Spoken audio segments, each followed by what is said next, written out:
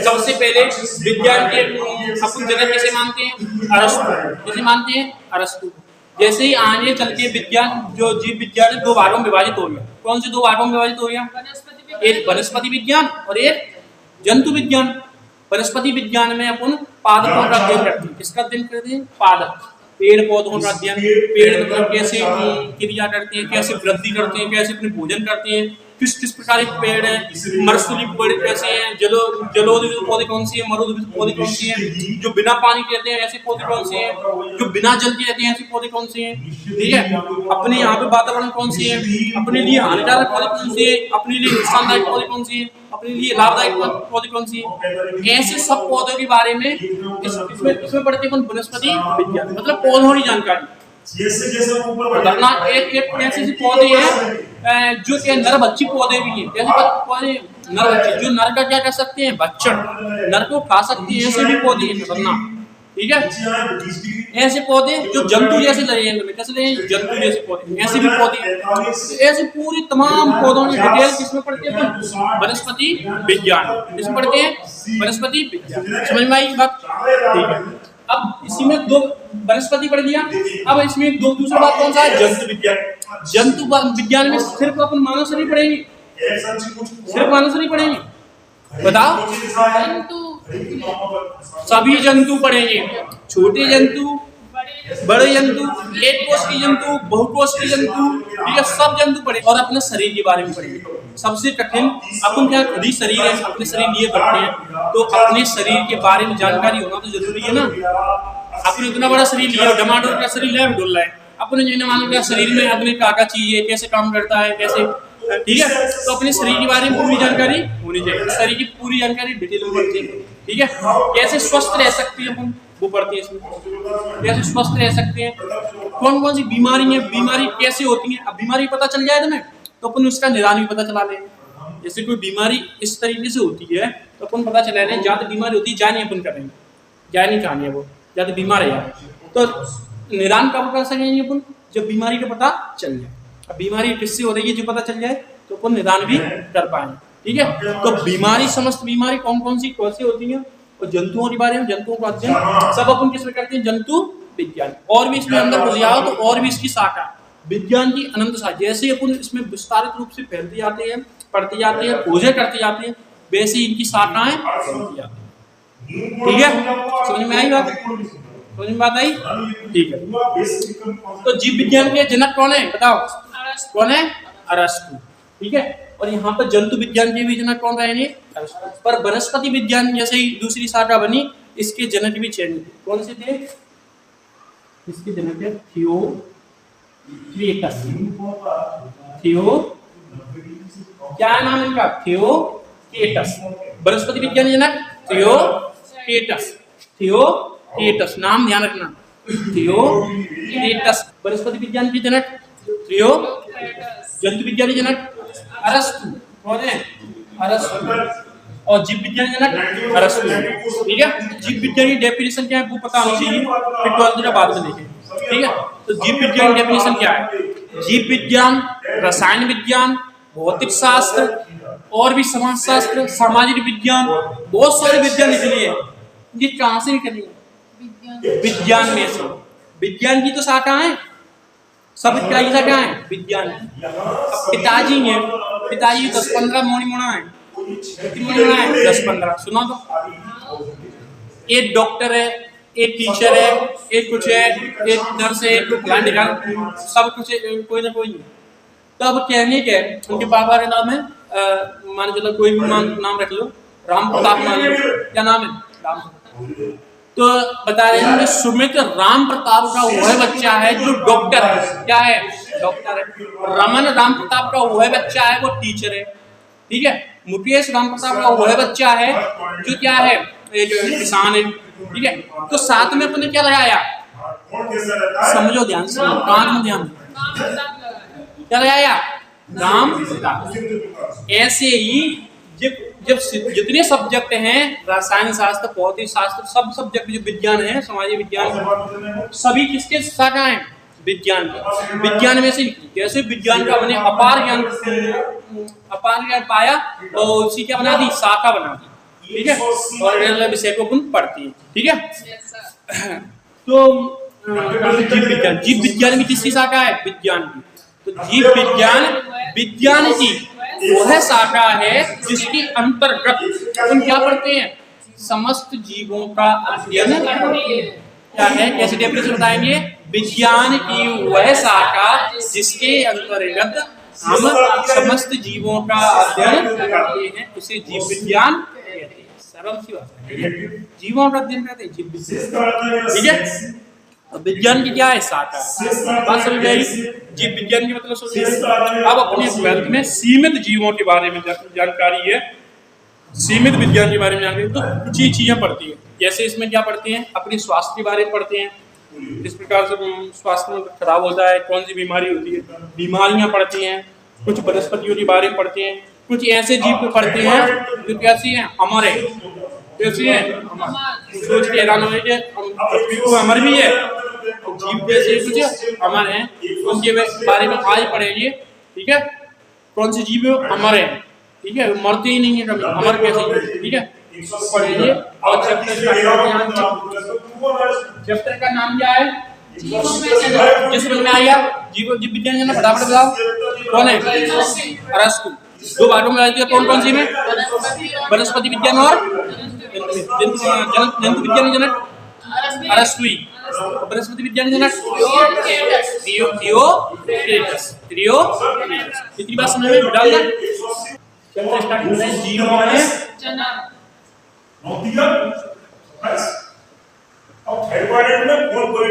जीवों में ध्यान से समझिए।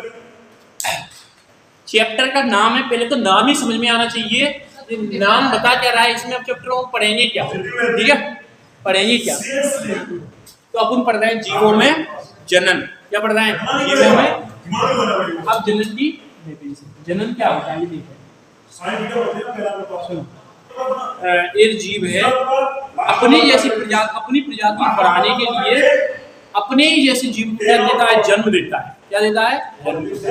जैसे गाय अपने जैसे जीव को जन्म देती है, ठीक है। तो जनन की सटीक डेफिनेशन क्या है, कैसे बताएंगे?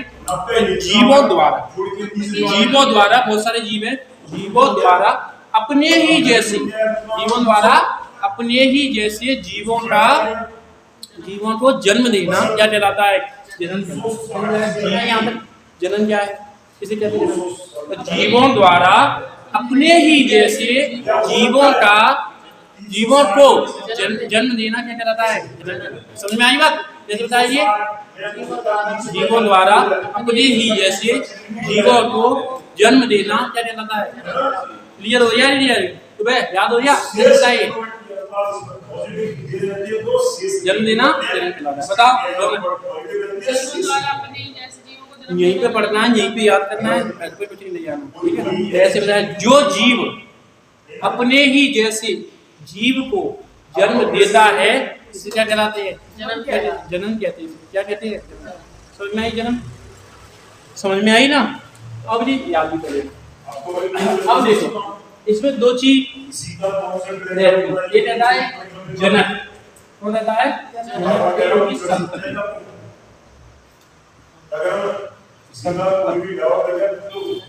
जनक और संतति, इसे कहते हैं जनक और संतति। देखो हमें पता है, जनन की डेफिनेशन पता है, जीवों द्वारा अपने ही जैसे जीवों को जन्म देना जनन कहलाता है, ठीक है।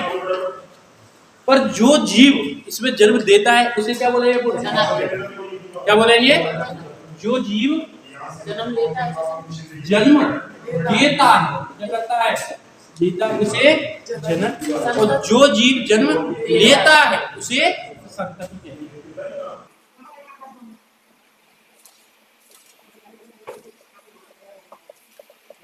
उसे क्या कहते हैं? उदाहरण के लिए जैसे अमीबा का उदाहरण ले लें। अमीबा कैसा है? एक कोष्ठी जीव है। कैसा जीव है? एक कोष्ठी। जैसे ये अमीबा है, ठीक है। अमीबा जब जनन करता है तो कैसा करता है?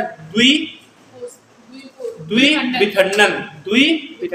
उसमें कोई जनन नहीं, उसमें कोई दो जनन की जरूरत नहीं है, स्वयं ही क्या दो भागों में विभाजित हो जाता है। एक जीव से कितने जीव बन जाती हैं? दो, ठीक है। तो जैसे ही अमीबा ने दो भागों में विभाजित हुआ अमीबा, तो कितने जीव बने अमीबा के? 1 से 2। तो ये पहले वाला जीव रहा नहीं रहा, ये खत्म। तो खुद ही 2 भागों में विभाजित हुआ है, तो पहले वाला जीव कहां से आया? खुद ही 2 भागों में विभाजित हुआ है। तो एक अमीबा से कितने अमीबा बने गए? 2। ठीक है। तो अब जी बताओ इसमें जनक कौन सा था? ऊपर जी जनक था। अब जनक पूर्णता क्या हो गया? समाप्त। अब बचा कौन? ये संततियां हैं। क्या है ये? दोनों क्या है? संततियां। तो जनन की डेफिनेशन बताओ क्या है? जीवों द्वारा जैसे जीवों को जन्म देना जन्म कहलाता है। ठीक है। जनन में जो जनन किसे कहते हैं? जन्म देता है। और संतति किसे कहते हैं? जन्म देता है। ठीक है। ध्यान रखिए। अब जनन, जनन के प्रकार कितने प्रकार के होते हैं? जनन। ठीक है। लैंगिक जनन और अलैंगिक जनन।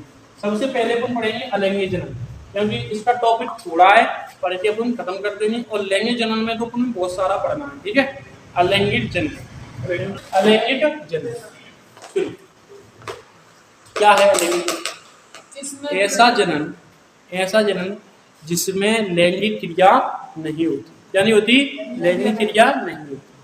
ठीक है। देखो इसमें कोई 2 जनक की जरूरत नहीं रहेगी। इसमें कैसे रहेंगे? एक ही जनक है।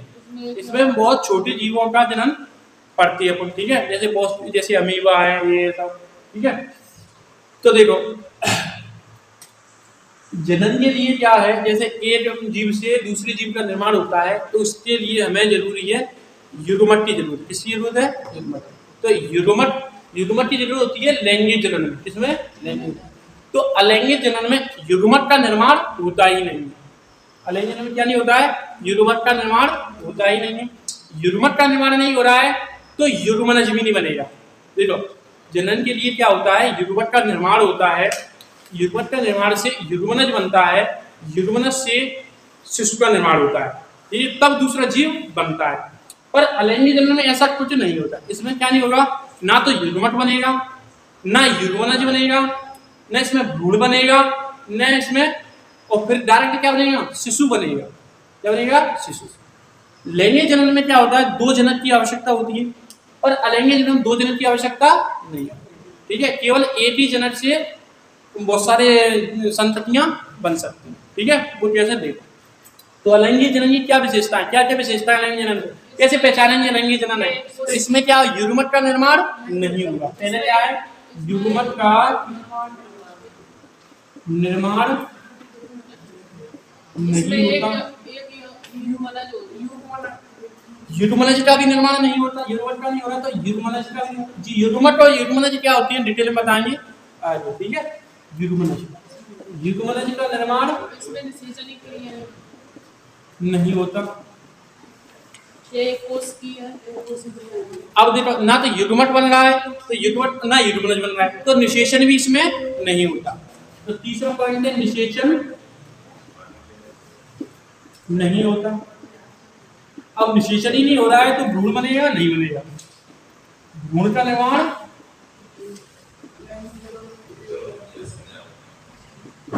नहीं।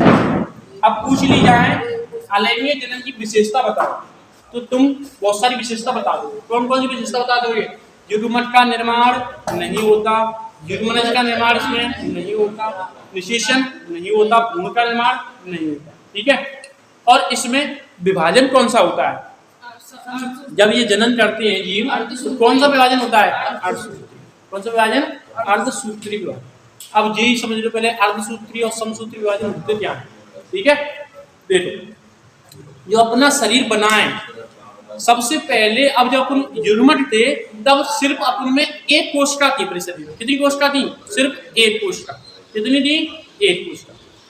जैसे ही अपन बड़े होते चले जाते हैं अपने कोशिका का विभाजन होता चला जाता है। देखो कोशिका का विभाजन होता चला जाता है।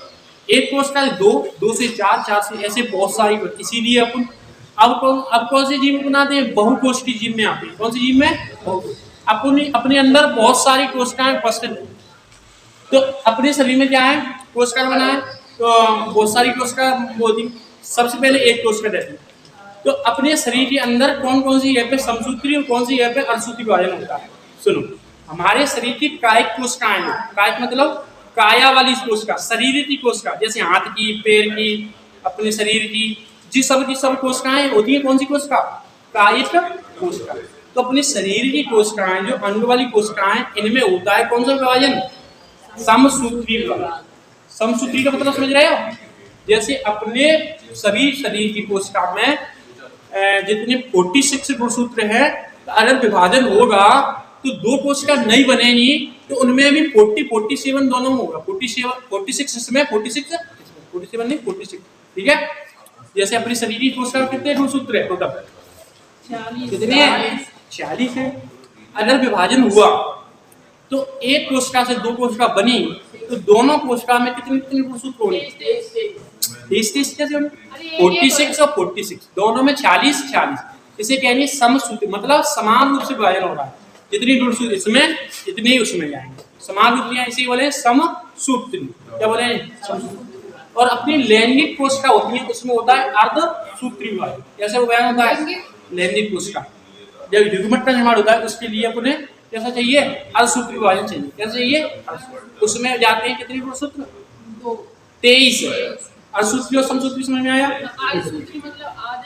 आधे गुणसूत्र जाएंगे और समसूत्री में बराबर दोनों में जाएंगे, तो अर्ध में आधे जाएंगे, ठीक है। अर्धसूत्री को अपन अगुणित भी कहते हैं। क्या कहते हैं? अगुणित, ठीक है।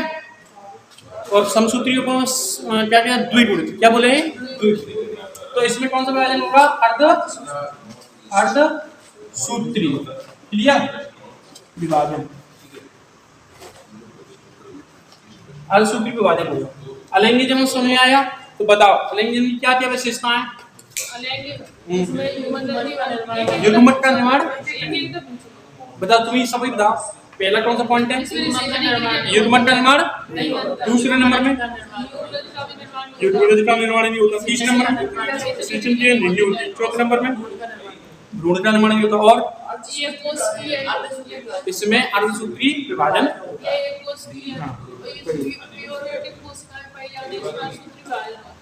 प्रोकैरियोटिक कोशिका पाई नहीं जाती। जितने एक कोश की जीव है उन्हें प्रोकैरियोटिक कोशिका बोलते हैं। एक कोश की जीव होते हैं उन्हें क्या बोलते हैं? प्रोकैरियोटिक। क्या बोलते हैं? प्रोकैरियोटिक। कोशिका कैसी होती है? प्रोकैरियोटिक, छोटे जीव होते हैं। और जो बहुकोश की जीव है, अपनी जीव है, अपनी है यूकैरियोटिक। कौन सी है? यूकैरियोटिक। कौन सी? यू माने तुम, ऐसे जाना यू माने तुम, तो अपनी कोशिका कैसी है? यूकैरियोटिक। और जो छोटी छोटी जीव है उनकी कैसी है? प्रोकैरियोटिक। समझ में बात आई? क्लियर हो गया? अलैंगिक जन्म की बता दो वैसे ही, बिना लिखे बिना पढ़े, ठीक है। ठीक है, अब देखो अलैंगिक जनन में भी क्या है? प्रकार है। क्या है? इसमें भी टाइप है। जो अलैंगिक जनन पहले देखना प्रकार क्या होगा। अलैंगिक जनन जिसमें हो रहा है, जिसमें एक ही युग्मक बिना निषेचन और शुद्ध विभाजन, जिन प्रकार में सब में होगा। प्रकार इसकी उसी की तो प्रकार है। जो क्वालिटी अलैंगिक जनन में होगी, वो सब क्वालिटी किसमें होगी? उसके प्रकार होंगे। तो प्रकार कौन कौन से हैं?